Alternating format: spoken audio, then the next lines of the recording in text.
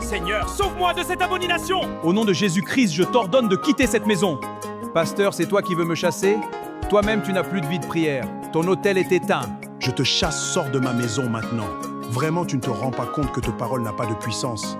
Avoir une Bible et la brochure de Branham ne fait pas de toi un chrétien. J'ordonne le feu du vin sur toi au nom de Jésus-Christ. Toi, tu n'as rien. Car je regarde ton homme intérieur, tu es vide. Tu n'as pas le feu divin en toi.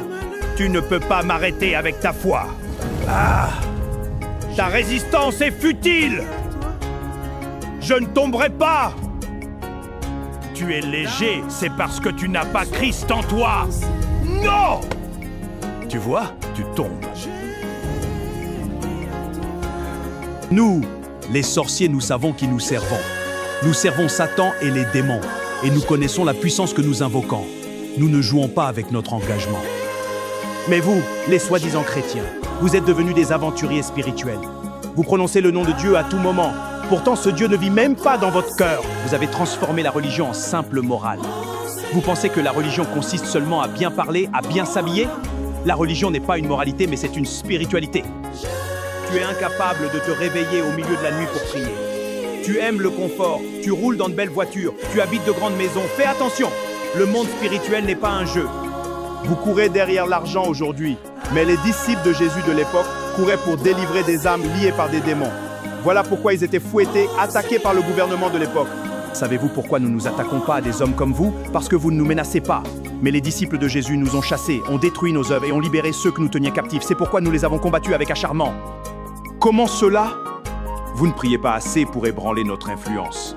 Vous ne jeûnez pas. Vous ne conduisez pas les âmes à une véritable repentance. Asseyez-vous. Je ne suis pas venu te faire du mal aujourd'hui. Je suis venu te parler en face. Je t'écoute. Dimanche dernier, dans ton église, tu as déclaré devant toute l'assemblée « Je défie les sorciers au nom de Jésus-Christ ». Oui, je l'ai dit. Je suis désolé, monsieur.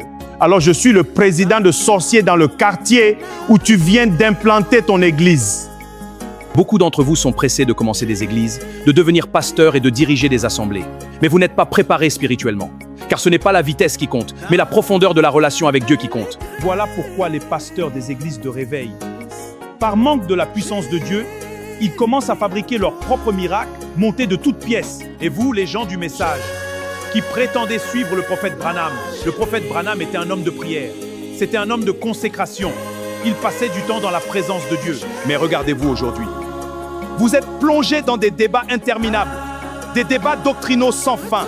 La guerre des citations est devenue votre occupation principale. Prochainement, si tu nous défies encore, je vais finir avec toi.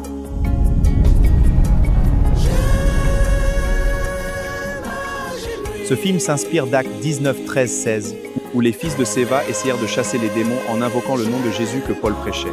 Nous avons réalisé ce film pour réveiller les chrétiens qui se sont assoupis spirituellement, ainsi que ceux qui pensent que le diable n'existe pas. Ne vous y trompez pas, Satan est bien réel et il est à l'origine de nombreuses souffrances. Notre objectif n'est pas de susciter la peur, mais d'encourager chacun à revenir à la vigilance, à la prière et à une relation sincère avec Dieu. Car si l'ennemi est réel, la victoire en Jésus-Christ l'est encore davantage.